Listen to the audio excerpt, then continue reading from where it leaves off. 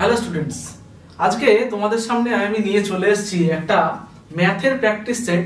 তোমরা জানো যে 3 নভেম্বর থেকে গ্রুপ সি এবং ডি এর ফর্ম ফিল আপ কিন্তু অলরেডি শুরু হয়ে গেছে। তো সেই জন্যই আমরা এখন থেকে রেগুলারলি একটা করে ক্লাস নিয়ে আসা হবে, যে প্র্যাকটিস ক্লাস হিসাবে, যে গ্রুপ সি ডি এর ম্যাথ ক্লাস। ঠিক আছে, তো আজকে সেই রকমই একটা প্রথম ক্লাস নিয়ে চলে এসেছি তোমাদেরকে কিছু প্রিভিয়াস ইয়ারের কোশ্চেন নিয়ে। তো আজকে সেই প্রিভিয়াস ইয়ারের কোশ্চেন গুলো সম্বন্ধে আলোচনা করব। পরবর্তী ক্লাসগুলো তোমরা কিন্তু ফলো রাখবে। ঠিক আছে, দেখো প্রথম প্রশ্নটা কি বলেছে, বলছে 2 থেকে 12 এর মধ্যে মৌলিক সংখ্যাগুলির যোগফল কত। তো 2 থেকে 12 এর মধ্যে মৌলিক সংখ্যাগুলো আমাকে বের করতে হবে। তাহলে মৌলিক সংখ্যা কাকে বলে সবার আগে সেটা আমরা জেনে নিই।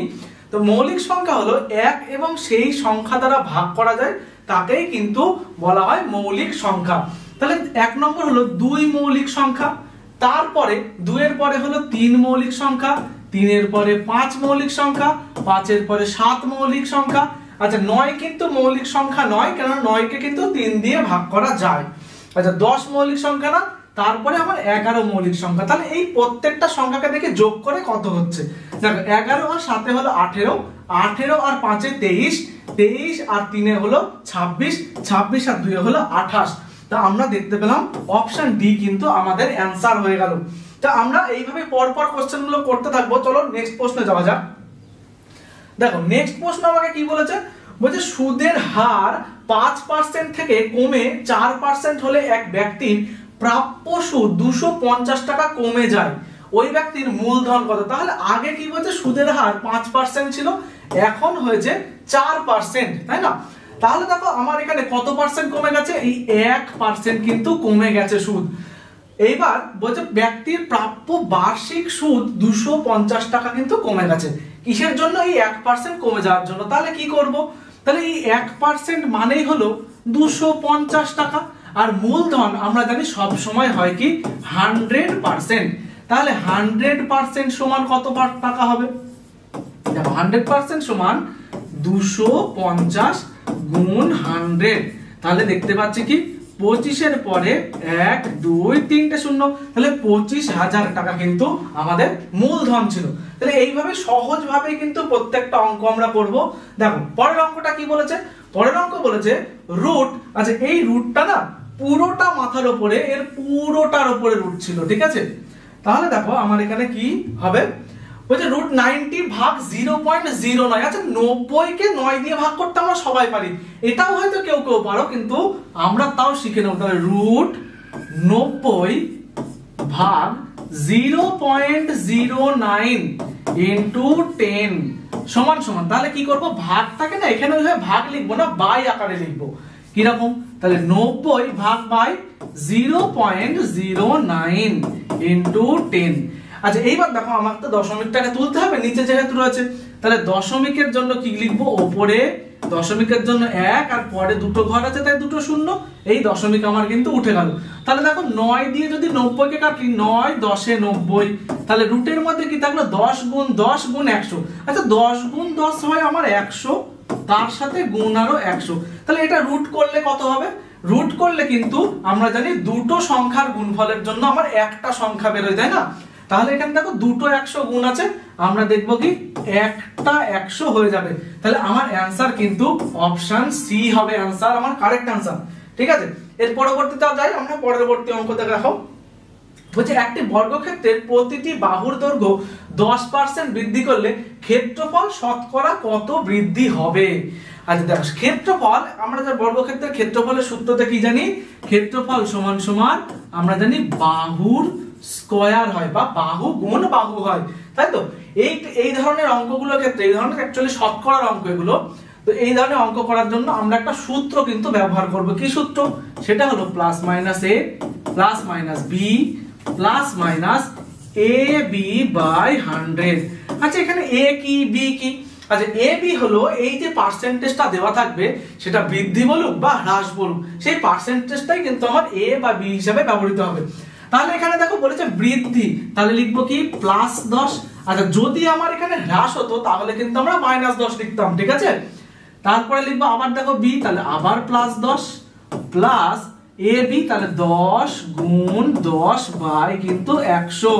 আচ্ছা দেখো ওপরে নিচে 0 ওপরে 0 নিচে 0 ওপরে 0 কেটে যাচ্ছে, তাহলে এখানে 10 যোগ 10 মানে 20।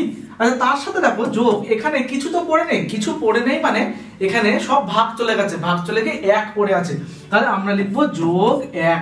তাহলে 20 যোগ 1 কত হয় 21, তাহলে 21% কিন্তু বৃদ্ধি। আচ্ছা এইখানে তোমরা দেখতে পাচ্ছ কোনো চিহ্ন বেরোয়নি। আচ্ছা কোনো চিহ্ন বেরোয়নি মানে হলো অঙ্কটার প্লাস আছে সামনে, তাই না? সংখ্যাটার সামনে প্লাস আছে, তো প্লাস আছে মানে সেই সংখ্যাটা বৃদ্ধি ঘটেছে। আর যদি কোনো সময় এখানে আমাদের মানে ঠিক এই রকম জায়গায় আমাদের মাইনাস বেরোবে, তো মাইনাস যখন বেরোবে আমরা জানবো যে সেটা কিন্তু হ্রাস হবে, ঠিক আছে? তাহলে এটার ক্ষেত্রে প্লাস বেরিয়েছে, আমরা লিখবো কি উত্তর হলো 21% বৃদ্ধি। এখানে যেহেতু বৃদ্ধি বলেই দিয়েছে আমাদেরকে। পরবর্তী অঙ্ক যাই, দেখো কি বলেছে, বলছে 5,64,823 সংখ্যাটিতে 4 এর স্থানীয় মান এবং অভিহিত মানের গুণফল কত? আচ্ছা 4 এর স্থানীয় মান মানে হলো সেই আমরা করতাম না ছোটবেলায় একক, দশক, শতক, হাজার। আচ্ছা এটা হলো হাজারের স্থানে বসে আছে, সেই জন্য বলবো 4 এর স্থানীয় মান হলো 4000। তারপরে দেখো বলছে অভিহিত মান মানে হলো রিয়েল ভ্যালু, তাহলে 4 এর রিয়েল ভ্যালু তো 4ই হয়, অন্য কিছু তো হয় না, তাহলে লিখবো কত 4। এইবার বলেছে তাদের মানের গুণফল, গুণ করি, তাহলে 4 4 হয় 16, তার সাথে আরো 3টে শূন্য, তাহলে দেখো 16000। অপশন এ কিন্তু আমাদের অ্যান্সার হয়ে গেল। তাহলে বোঝা গেল একদম খুব ইজি, মোস্ট ইজি অঙ্ক ছিল। পরবর্তী অঙ্কে যাই, বলেছে 24 জন লোকের একটি পুকুর কাটতে 12 দিন সময় লাগে, তবে কতজন লোক 8 দিনে ওই পুকুর কাটতে পারবে? তাহলে এই ধরনের অঙ্কগুলো, এগুলো কিন্তু সবই সময় কার্যের অঙ্ক। তাহলে সময় কার্যের অঙ্ক, এই ধরনের অঙ্কগুলো করতে গেলে আমরা কি করব, একটা সূত্র জানতে হয়, সেটা কি?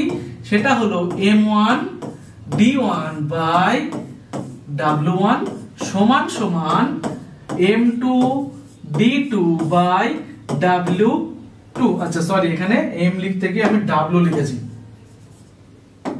তাহলে লিখবো m2। এবার দেখো m কি, w কি, d কি আমাদেরকে জানতে হবে। m হলো প্রথমবারের লোক সংখ্যা, সেটা কি m1। তারপরে কি বলছে দেখো, d হলো আমাদের 12 দিন, প্রথমবারের দিন সংখ্যা বা সময়। তারপরে দেখো কি বলেছে, বলছে 8 দিনে দ্বিতীয়বারে, বলছে তবে কতজন লোক আছে, এই কতজন লোকটাই কিন্তু আমার m2 মানে সেকেন্ড বারে যেটা ব্যক্তিদের মানে কতজন ব্যক্তি লাগবে সেটার কথা বলেছে, সেটাই হলো আমাদের m2। আর সেকেন্ড বারে যখন সময়টার কথা বলেছে সেটাই আমাদের কি d2। তাহলে দেখো আমরা কি করব, এখানে বলছে 8 দিনে, তাহলে 8 দিন মানে তাহলে পরপর মানগুলো এখানে বসাই। m1 কত 24, আচ্ছা d1 কত, d1 দেখো 12, আচ্ছা w1 কত, আমি তো m1 d1 m2 d2 সব বললাম, তাহলে w-টা কি জিনিস, w হলো ওয়ার্ক, ঠিক আছে? তাহলে দেখো এখানে বলেছে একটা পুকুর কাটতে, একটা পুকুর মানে আমাদের w1 হবে 1 সমান সমান, তাহলে দেখো m2 তো আমি জানি না, আমাকে বের করতে বলেছে m2। তারপরে d2 কত 8 দিন বাই w2, আচ্ছা w2 ওই পুকুর, আচ্ছা এখানে কিন্তু সেই একটা পুকুরের কথাই বলা হয়েছে, এখানে কিন্তু অন্য আর কোনো পুকুর যুক্ত হয়নি, তাহলে সেটাও হবে 1। তার মানে আমি এটাকে লিখতে পারি 24 গুণ 12 সমান সমান 8 m2।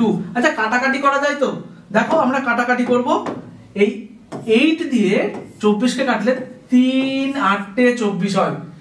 তারপরে দেখো তাহলে কি হলো, তাহলে আমরা এখান থেকে দেখতে পাচ্ছি যে m2 সমান সমান এদিকেই শুধু পড়ে আছে, তাহলে 3 গুণ 12, তার মানে m2 সমান সমান 36। আচ্ছা এখানে আমার কি বলেছিল, বলছে কতজন, তবে কতজন লোক, তাহলে কতজন, তবে 36 জন কিন্তু আমার লোক লাগবে। তাহলে আমরা খুব সহজে বুঝলাম এই অঙ্কটার ক্ষেত্রে এই সূত্রটা কিন্তু মনে রাখবে, তাহলে তোমাদের করতে সুবিধা হবে। আর ছোটবেলায় সেই করেছিল না ত্রৈরাশিক করে, ত্রৈরাশিক ঐকিক নিয়মের মাধ্যমে, তো ওইভাবে করলে কিন্তু তোমাদের অনেক বড় হবে। আমাদের কিন্তু টাইমটা খুবই শর্ট, তো শর্ট টাইমের মধ্যে কি করে করতে হবে তার জন্যই কিন্তু এটা। তার পরবর্তী দেখো কি বলেছে, বলছে 70 মিটার লম্বা ট্রেন ঘন্টায় 75 কিলোমিটার বেগে 105 মিটার লম্বা একটা ব্রিজ পার হতে সময় নেবে। আচ্ছা সময়টা কত নেবে সেটা জিজ্ঞাসা করছে। এখানে দেখো প্রত্যেকটা সময় অপশন দেওয়া আছে সেকেন্ডে, কিন্তু আমার এখানে দিয়েছে ঘন্টায় 75 কিলোমিটার বেগ। আচ্ছা, তার আগে আমাকে একটা জিনিস জানতে হবে, যখন একটা ট্রেন একটা প্ল্যাটফর্মকে অতিক্রম করে বা একটা ব্রিজকে অতিক্রম করে বা একটা টানেলকে অতিক্রম করে, তখন কিন্তু সেই ট্রেনটা তার নিজের দৈর্ঘ্যটাকেই শুধু অতিক্রম করে না, সে কিন্তু টানেলের দৈর্ঘ্য বা ব্রিজের দৈর্ঘ্য বা প্ল্যাটফর্মের দৈর্ঘ্য, প্রত্যেকটা দৈর্ঘ্যকেই কিন্তু অতিক্রম করে। তাহলে এখানে কতখানি দৈর্ঘ্য অতিক্রম করেছে?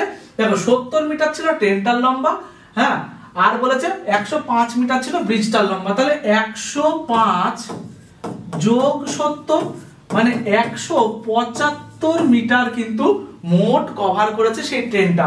আচ্ছা, কত কিলোমিটার গতিবেগে? আচ্ছা, এই গতিবেগের ক্ষেত্রে দেখো আমাকে স্পিড, গতিবেগকে স্পিড এস দিয়ে লিখি, আমরা লিখবো হলো 75 কিলোমিটার পার ঘন্টা, মানে ঘন্টায় 75 কিলোমিটার। সেখানে ঘন্টায় শুধু 75 কিলোমিটার দেখলে তো হবে না, আমার এখানে মিটারে দিয়েছে। তাহলে আমাকে কি করতে হবে, ঘন্টা মানে কিলোমিটার পার ঘন্টা থেকে মিটার পার সেকেন্ডে, মিটার পার সেকেন্ডে গেলে কি করতে হয়, মিটার পার সেকেন্ডে গেলে তোমরা যারা জানো কমেন্ট করে বলো যে কি করতে হয়। তাহলে মিটার পার সেকেন্ড আমাকে কিন্তু যেতে গেলে করতে হবে 5/18 দিয়ে গুণ, ঠিক আছে? তাহলে 3 দিয়ে দেখো 3 6 18, 3 25 75। আচ্ছা, আর কিন্তু কাটাকাটি যায় না, তাহলে 5 25 125 বাই কিন্তু 6। এইবার দেখো আমার কি হবে, বলছে একটি ব্রিজ পার হতে কত সময় লাগে। আচ্ছা, আমাকে বের করতে বলছে টি। আচ্ছা, টি ইজ ইকুয়ালস টু, আমি এখানে ছোট্ট করে লিখে দিই, টি ইজ ইকুয়ালস টু কিন্তু ডি বাই এস। আচ্ছা, ডি কি? আমরা টি দেখলাম, টি হলো সময়, এস দেখলাম, এস হলো গতিবেগ, আর এখানে ডি কি? ডি হলো দূরত্ব বা ডিসটেন্স। তাহলে দেখো আমি টি সমান সমান সময় বের করছি, তাহলে ডি কত লিখবো? ডি হলো 175 আর স্পিড কত? 125 বাই 6। আচ্ছা, 125 বাই 6 এটাকে কাটাকাটি করতে হবে তো। দেখো এই 6টা না, এই 6টা না উপরে উঠে যায়, হ্যাঁ, তো আমি একবারে উপরে তুলে দিয়ে লিখছি, এই দেখো, তাহলে গুণ উপরে চলে গেল 6। তাহলে 25 দিয়ে কাটলে 7 25 175, 25 দিয়ে কাটলে 5 25। দেখো আর তো কাটাকাটি যায় না, 5 যেখানে দেখো 7 গুণ 6 আছে উপরে, তাহলে কি লিখবো, 6 7 42 বাই 5। তাহলে এটাকে যদি আমি এরকম মিশ্র ভগ্নাংশে নিয়ে আসি, তাহলে কি হবে, 5 দিয়ে 42 কে ভাগ করব, 5 8 40, ভাগশেষ কত থাকলো 2, মানে 8 পূর্ণ 2/5। তাহলে 8 পূর্ণ 2/5 সেকেন্ডে কিন্তু একটা ব্রিজ পার হতে পারবে। তো এই অঙ্কটা দেখলে, এই ধরনের অঙ্ক একটু শিখিয়ে করানোর জন্য একটু সময়টা বেশি লাগলো। তোমরা যখন অভ্যস্ত হয়ে যাবে তখন কিন্তু আর এরকম এত সময় লাগবে না বা এত কিছু করে দেখার প্রয়োজন পড়বে না, তোমরা ডাইরেক্ট এটা লিখে দিতে পারবে।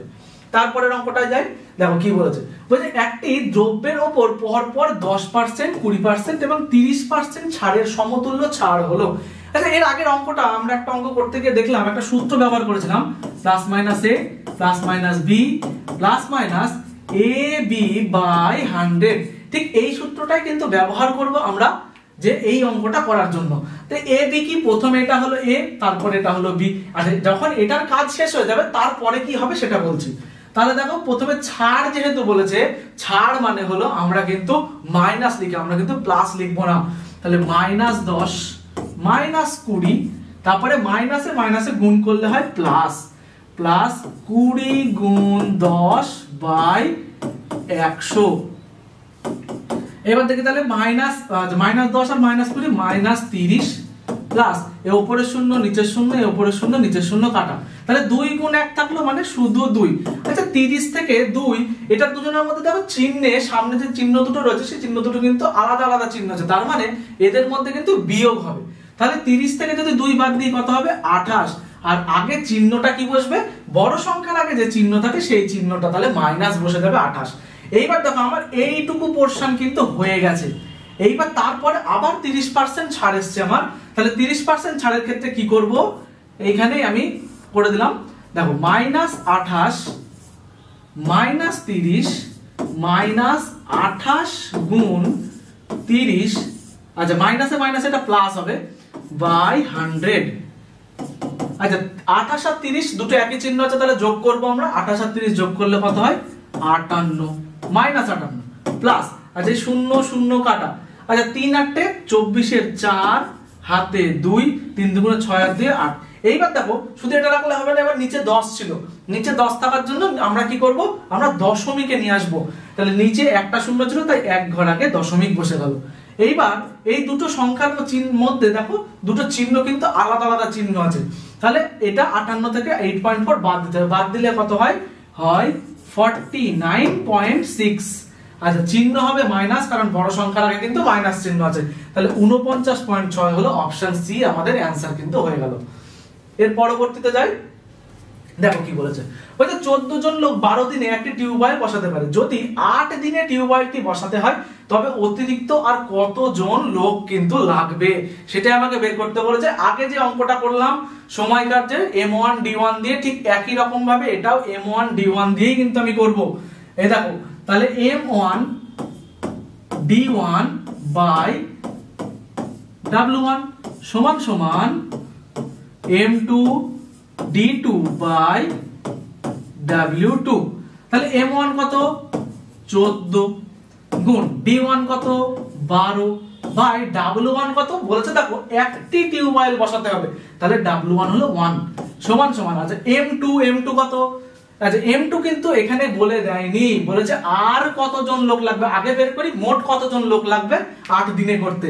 তাহলে এখানে আমার m2 আগের অঙ্কটাও দেখেছিলে তোমরা, দিয়েছিল কি এই m2ই কিন্তু বের করতে দিয়েছিল।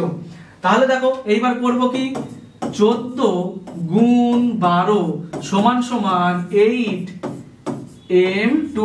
আচ্ছা 8 দিয়ে তো কাটাকাটি যাবে, 4 দিয়ে কাটলে 4 দুগুণে 8, 4 দিয়ে কাটলে 3 4 12, আবার দেখো 2 দিয়ে 14 কে কাটলে 7 দুগুণে 14।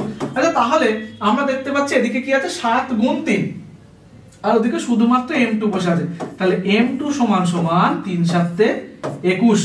আচ্ছা 21 জন লাগবে মোট, কিন্তু আমাকে কি বলেছে দেখো, বলছে আর কতজন লোক লাগবে। তার মানে কি ওই যে 14 জন লোক ছিল আর বলে দিয়েছে তাহলে কত আরো কতজন লোক দিতে হবে। তাহলে আমরা কি করব, 21 জন লোক লাগছিল আর আগে ছিল 14 জন, এদের মধ্যে বাদ দিয়ে দেবো। তাহলে আর 7 জন লোক দিলেই তো 21 জন লোক হয়ে যাবে। তাহলে আমার অ্যানসার হয়ে যাবে কিন্তু অপশন বি। তো এই ধরনের গুলোর ক্ষেত্রে একটু খেয়াল রাখবা, যাতে এই আর কতজন লোক যদি বলে দেয় তাহলে কিন্তু আমাকে বিয়োগ করে বসাতে হবে, ঠিক আছে। তাহলে পরবর্তী অঙ্কতে আমরা যাই, দেখো কি বলেছে, ওই যে 3 কে কত দিয়ে গুণ করলে -1 পাওয়া যাবে। আচ্ছা এটা খুবই ইজি। আচ্ছা ধরে নিই 3 কে x দিয়ে গুণ করলে পাওয়া যাবে -1। তাহলে আমরা x সমান সমান বের করব কি, তাহলে x সমান সমান -1/3। তাহলে এটাই কিন্তু আমাদের উত্তর। এই দেখো অপশন নম্বর সি তে রয়েছে, ঠিক আছে। তাহলে এই আজকের এই 10টা অঙ্ক ছিল তোমাদের জন্য। পরবর্তীতে আরো ক্লাস কিন্তু আসতে চলেছে তোমাদের জন্য, খুব ভালো ভালো ক্লাস, খুব ভালো ভালো কমন যোগ্য ক্লাস কিন্তু আসতে চলেছে। যদি তোমরা এই ক্লাসগুলো দেখতে চাও এবং ইন্টারেস্টেড থাকো, একবার কমেন্ট করে জানাবে যে কি ধরনের ক্লাস তোমরা দেখতে চাও বা কি ধরনের জিনিস তোমাদের দরকার, সেটা কিন্তু কমেন্ট করে জানাবে। তাহলে সেই ধরনের ক্লাস কিন্তু নিয়ে আসা হবে তোমাদের জন্য।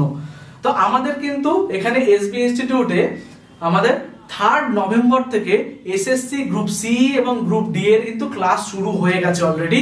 তোমরা যারা অ্যাডমিশন নিতে চাও তারা এই নিচে দেওয়া এই নম্বরটিতে যোগাযোগ করো।